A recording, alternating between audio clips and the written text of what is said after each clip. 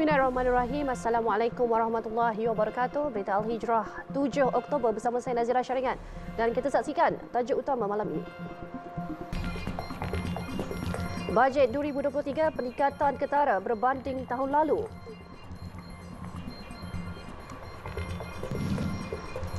Juga ibu bersalin tahun depan dapat RM500.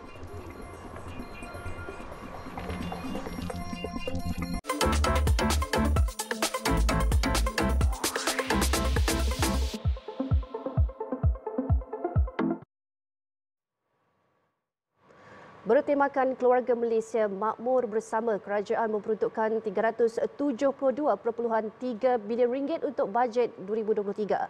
Ia merupakan peningkatan ketara berbanding belanjawan 2022 iaitu RM332 bilion dan 2021 RM322 bilion. Dicadangkan bajet ini menyediakan RM272.3 bilion bagi belanja mengurus, RM95 bilion untuk belanja pembangunan dan RM5 bilion di bawah kumpulan wang COVID-19. Sejumlah RM2 bilion disediakan sebagai simpanan luar jangka. Beliau berkata demikian ketika membentangkan bajet 2023 di Dewan Rakyat. Tambahnya, bajet tahun depan dipandu oleh 3R, responsif, responsible, reformis, iaitu responsif, bertanggungjawab dan reformis. Bajet 2023 juga katanya akan tertumpu kepada usaha melindungi kebajikan rakyat. Sementara itu, kebajikan guru kafar terus diberi perhatian. Pada bajet 2023, kerajaan bersetuju untuk memberi bayaran khas RM500 secara one-off kepada 72,000 guru kafar, imam, bilal, siak, noja dan guru takmir. Mereka berperanan besar dalam mendidik anak-anak kita dan mengimarah Islam di peringkat komuniti. Maka kerajaan bersetuju untuk memberikan bayaran khas one-off RM500 kepada guru kafar, guru takmir, imam, bilal, siak, noja dan marbut. Seramai 72,000 orang akan menerima manfaat. Dan tentunya agenda memartabatkan syiar Islam terus diutamakan. RM1.5 bilion disediakan seperti tahun lepas bagi pengurusan dan pembangunan hal ehwal Islam di bawah Jabatan Perdana Menteri. Bagi tahun 2023, kerajaan menyediakan RM150 juta untuk menyelenggara fasiliti pendidikan di bawah seliaan JAKIM. Antaranya Sekolah Agama Rakyat, Sekolah Tahfiz dan Institut Pondok Berdaftar. Sementara itu, bagi menyemarakkan pembangunan industri halal, RM92 juta disediakan untuk 4 projek khas. Antaranya program Malaysia Services and Halal Global bagi mempromosi produk halal di pasaran global dengan peruntukan RM8 juta. Ketiga, melaksanakan inisiatif pembangunan industri halal bagi meningkatkan pematuhan pensijilan halal dan mengadaptasi inovasi halal dengan peruntukan RM6.5 juta. Dan keempat, memperkenalkan wakaf halal PKS OKU bagi melaksanakan program onboarding kepada OKU yang ingin mencuburi bidang perniagaan halal dengan peruntukan RM2.5 juta. Tengku Datuk Seri Zafrul turut mengumumkan RM150 juta diperuntukkan di bawah inisiatif Cahaya Mata Keluarga Malaysia bagi meningkatkan kadar kelahiran dan mengurangkan masalah kanak-kanak bantut di negara ini. Ibu dari isi rumah penerima BKM yang melahirkan anak pada tahun 2023 akan diberikan bantuan tunai one-off sebanyak RM500 dengan peruntukan RM150 juta. Jadi saya rasa masih sempatlah lagi untuk ambil peluang mendapatkan zuriat pada tahun hadapan. Tapi kenalah ingat bahawa bantuan ini hanya kepada ibu dan bukan kepada bapa. Dalam pada itu, kerajaan turut mengumumkan diskaun bayaran balik PT-PTN dan ia bermula pada 1 November 2022 hingga 30 April 2023. Pertama, diskaun 20% atas baki hutang untuk penyelesaian penuh pinjaman. Kedua, diskaun 15% untuk bayaran sekurang-kurangnya 50% daripada baki hutang dalam sekali bayaran. Dan ketiga, diskaun 15% untuk bayaran secara potongan gaji atau debit terus berjadual. RM35.7 bilion diperuntukkan kepada kementerian yang terlibat dengan pertahanan negara untuk tujuan pembelian dan penyelenggaraan aset. RM18.3 bilion kepada Kementerian Dalam Negeri KDN, manakala RM17.4 bilion lagi kepada Kementerian Pertahanan MINDEF. Selain itu, tambahan 25 pos kawalan sempadan PGA, Immigration, Eskom, APMM antaranya di Serikin Sarawak dan Lahad Datu Sabah. Tahun 2023, usaha utama kerajaan adalah untuk melaksanakan pertama, pembelian dan penyelenggaraan aset ATM bagi meningkatkan kesiagaan pertahanan dengan peruntukan hampir RM4 bilion. Kedua, pembelian dan penyelenggaraan aset PDRM bagi meningkatkan keselamatan dalam negeri dengan peruntukan RM431 juta. RM485 juta juga diberikan kepada maritim bagi tujuan penyelenggaraan semua kapal dan bot agensi berkenaan. Turut diperuntukkan perolehan alat pengimbas badan dan menaik taraf fasiliti di 5 penjara membabitkan peruntukan RM18 juta.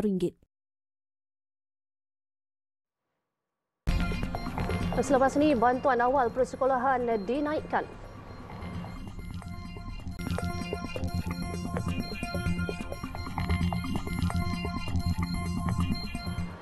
Alhamdulillah, bertemu kembali. Masih mengenai bajet 2023 petang tadi yang dibentang selama 2 jam 10 minit. Dalam belanjawan itu juga turut memperuntukkan bantuan khas keuangan kepada penjawat awam dan pesara.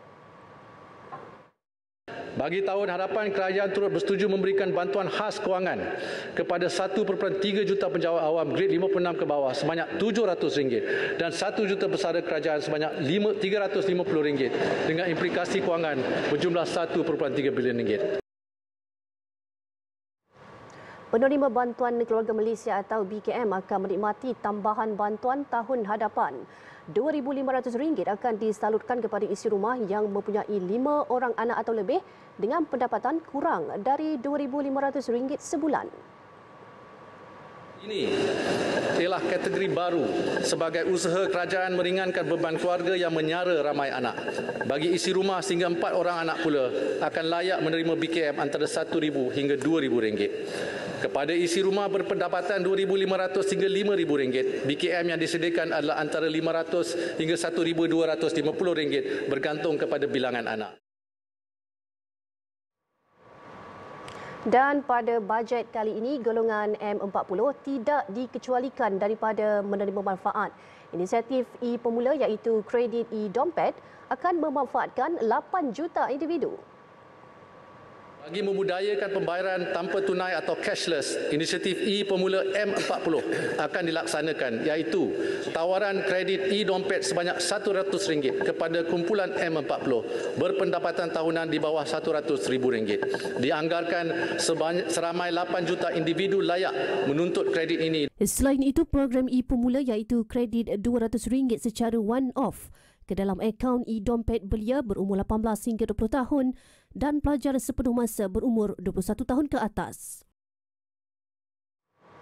Dalam ucapannya, Tengku Zafrul juga membentangkan bantuan awal persekolahan BAP dinaikkan kepada RM150. Bantuan akan diberi kepada semua murid tanpa had pendapatan ibu bapa dan akan dibayar bermula Januari 2023. Sebagai contoh, jika sebuah keluarga mempunyai 3 orang anak bersekolah, maka mereka layak menerima BAP sebanyak RM450. InsyaAllah, bantuan ini akan disalurkan pada Januari 2023 dan diharap dapat meringankan beban ibu bapa yang menyara anak-anak bersekolah. Peruntukan disediakan untuk BAP ini adalah sebanyak RM825 juta, iaitu jauh melebihi peruntukan tahun ini sebanyak RM450 juta. Sementara itu, bajet 2023 yang dibentangkan hari ini merupakan persediaan negara menghadapi ekonomi tidak menentu tahun hadapan. Perdana Menteri Datuk Seri Ismail Sabri Yaakob berkata, ia juga memberi fokus kepada seluruh kategori keluarga Malaysia. Kalau kita lihat, bajet ini menumpukan kepada seluruh keluarga Malaysia. Semua keluarga B40, B40, N40, golongan belia, wanita, OKU peruntukan diberikan berdasarkan kepada setiap kumpulan yang saya sebutkan tadi. Malah dari segi pembangunan bawah bandar dan sebagainya. Dan bajet ini juga menumpukan kepada pemulihan ekonomi dan juga bagi kita menyediakan persediaan kita untuk menghadapi keadaan ekonomi yang agak tidak menentu pada tahun hadapan. Beliau berkata demikian kepada media selepas pembentangan bajet 2023 di Parlimen hari ini.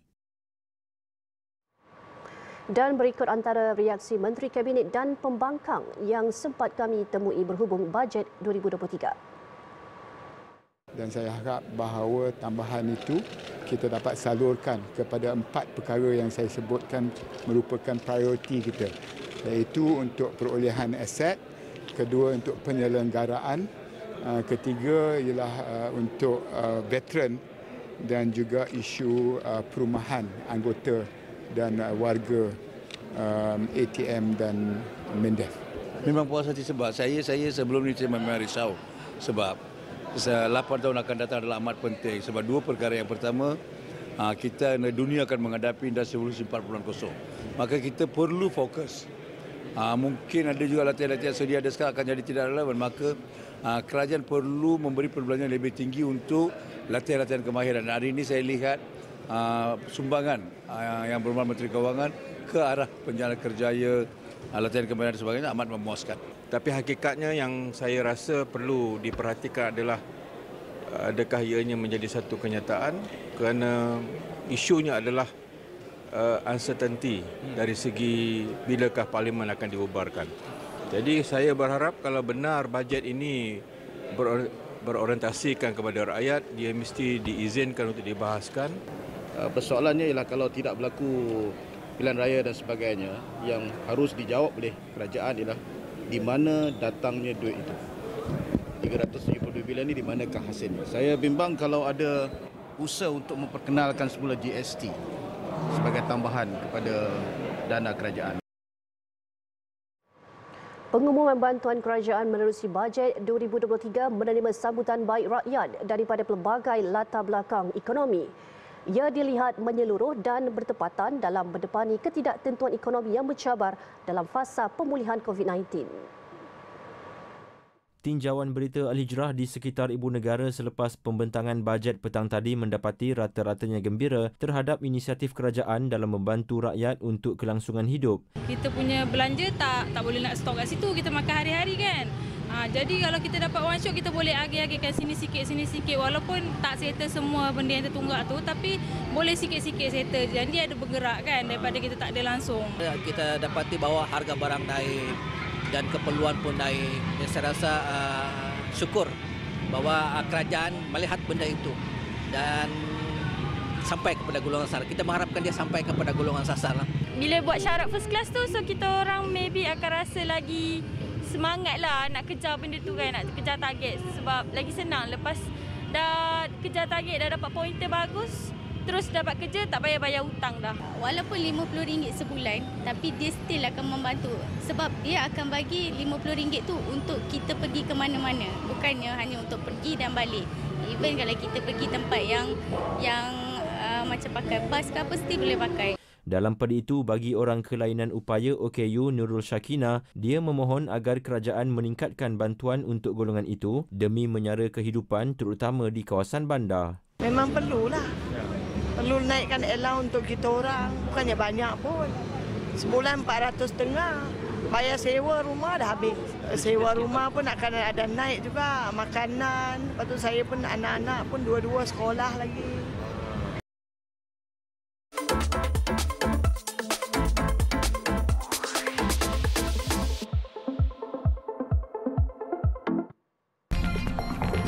Tiada syarat hotel letak pelekat non-halal lift.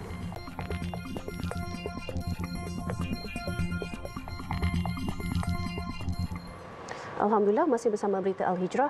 Tiada sebarang klausa dalam manual Prosedur Pensijiran Halal Malaysia Domestik 2020 dan Sistem Pengurusan Halal Malaysia 2020 yang menetapkan hotel atau premis perlu meletakkan penandaan non-halal lift. JAKIM bagaimanapun memaklumkan hotel atau premis boleh menetapkan sebarang mekanisme kawalan halal yang bersesuaian selaras dengan prosedur ditetapkan bagi menjaga integriti pensijilan halal Malaysia.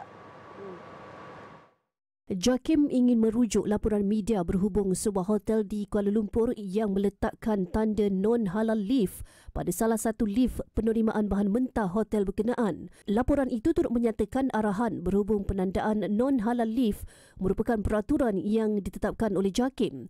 Terdahulu dilaporkan pengurusan sebuah hotel menyatakan premis berkenaan menampal pelekat non-halal lift di dalam lift yang digunakan untuk membawa barangan tidak halal dan barang mudah rosak. Dalam kenyataan yang dikeluarkan, hotel berkenaan menyatakan ia adalah sebahagian daripada syarat ditetapkan pihak berkuasa untuk memastikan mereka menerima pensijilan halal. Ia adalah maklum balas terhadap satu hantaran yang dimuat naik oleh Peguam Siti Kasim yang memuat naik gambar non-halal lift dan meminta penjelasan daripada hotel berkenaan berhubung kewajaran berbuat demikian. 10 pegawai dan anggota polis Diraja Malaysia PDRM ditugaskan ke misi pengaman Pertubuhan Bangsa-Bangsa Bersatu PBB di Sudan Selatan selama setahun bermula Isnin ini. Ketua Polis Negara Tan Sri Akril Sani Abdullah Sani berkata kesemua mereka terdiri daripada 7 lelaki dan 3 wanita iaitu 9 pegawai kanan dan seorang anggota polis. Penyertaan pasukan PDRM untuk misi berkenaan terbahagi kepada 2 kategori iaitu Individual Police Officers IPOS dan Form Police Unit FPU. Penugasan IPOS di misi PBB berkonsepkan Traditional Approach Building khususnya dalam mengekalkan keselamatan dan ketenteraman awam. Pastinya Polis Raja Malaysia berbangga kerana masih diberi kepercayaan oleh Kerajaan Malaysia dan Kementerian Dalam Negeri untuk meneruskan khidmat di misi PBB Rapor Sudan Selatan. Beliau berucap pada Majlis Amanat dan Atur Gerak Misi Pengaman PBB ke Sudan Selatan di Bukit Aman siang tadi. Turut hadir Ketua Setiausaha Kementerian Dalam Negeri Datuk Seri Wan Ahmad Dahlan Abdul Aziz. Tan Sri Akril Sani berkata IPOS turut berperanan menangani pelbagai isu antaranya seperti hak asasi manusia, kepolisan antarabangsa, kepolisan komuniti, bimbingan dan pemantauan. Menurutnya, IPOS daripada PDRM telah berkhidmat di 13 negara misi PBB dan kali terakhir adalah pada tahun 2018 di Sudan Selatan. Yayasan Wakaf Malaysia YWM bersama Kenanga Investors Berhad dan Match Foundation mewujudkan satu dana wakaf bencana bagi membantu rakyat yang terkesan akibat bencana alam. Menteri di Jabatan Perdana Menteri Datuk Idris Ahmad berkata, Kenanga Sustainability Series Emergency Wakaf Musaadah Fund adalah produk pelaburan dan sebahagian keuntungannya akan disumbangkan menjadi wakaf. 3 juta ringgit diperuntukkan kerajaan sebagai dana pemula kepada pelaksanaan wakaf bencana itu dan akan dilaburkan manakala manfaat pelaburan akan disalurkan secara tahunan oleh Kenanga Investors Berhad selaku pengurus pelaburan dana berkenaan. Tujuannya ialah untuk kita nak membuat satu orang panggil crowdfunding tapi di dalam bentuk wakaf 2-in-1. Dalam masa sama letakkan di dalam yang dikendalikan pelaburan oleh Kenanga Investor. Dalam masa yang sama juga keuntungan tadi 70% diberikan kepada tabung wakaf bencana, khususnya untuk kita membiayai ataupun membantu badan-badan ataupun NGO-NGO yang terlibat di dalam pengendalian sewaktu berlakunya bencana. Beliau berkata demikian ketika berucap pada Majlis Pelancaran Dana Wakaf Bencana di Putrajaya. Kita targetkan sebenarnya fund ini, dana ini akan mencecah sampai 100 juta dan kita akan menjemput pihak-pihak korporat, syarikat-syarikat korporat untuk sama-sama menyumbang ke dalam dana wakaf bencana ini, di mana dana wakaf bencana InsyaAllah dengan dana wakaf bencana ni kita akan laburkan, kita akan kembangkan dan kita akan agihkan dividen daripada pelaburan kita ni untuk diagihkan kepada masyarakat yang terkesan dengan bencana di negara kita ni. Kenanga bersama dengan Yayasan Wakaf Malaysia dan Match Foundation, kami ingin mengembangkan dana wakaf bencana ni dengan target sebanyak 100 juta lah insya-Allah. Dan kami akan membuat pelaburan domestik dan juga global dan sejajar dengan SRI, Sustainable Responsible Investment. Jadi saya harap masyarakat Islam di luar sana janganlah susah nak keluarkan sedikit daripada pendapatan tu untuk bersedekah, berwakaf dan berkongsi bersama-sama orang yang memerlukan. Orang ramai yang ingin mendapatkan maklumat lanjut mengenai dana ini boleh layari laman sesawang yang tertera.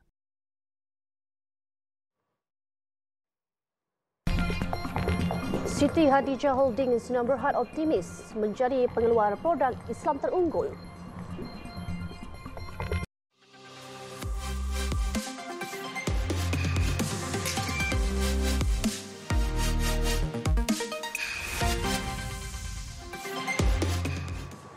Bekas Ketua Pegawai Eksekutif dan Pengarah Urusan Ek-Yon Nuko Malaysia Berhad dan Ek-Yon Big Sdn Bhd Syafiee Samsudin dilantik sebagai pengerusi kumpulan Siti Hadijah yang baharu.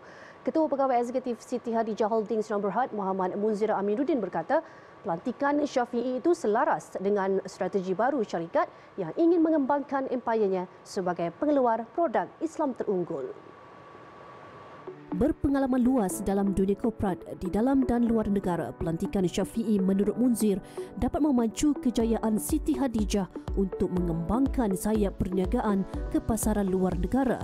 Sementara itu, Syafiee berkata beliau optimis untuk menyumbang idea serta pandangan bagi memperkukuh jenama Siti Hadijah yang berpotensi untuk berkembang sebagai syarikat multinasional dalam masa sama meletakkan jenama itu dekat di hati pengguna. Dengan pengalaman selama 25 tahun dalam ekosistem pengguna dan pembangunan modal insan, Syafiee yang berasal dari Singapura komited untuk membangunkan ekosistem pengguna yang baharu dalam pasukan Siti Hadijah melangkaui sempadan negara. Setakat ini, Siti Hadijah mempunyai 43 cawangan butik di seluruh negara dan bercadang untuk memiliki sehingga 53 cawangan pada tahun ini.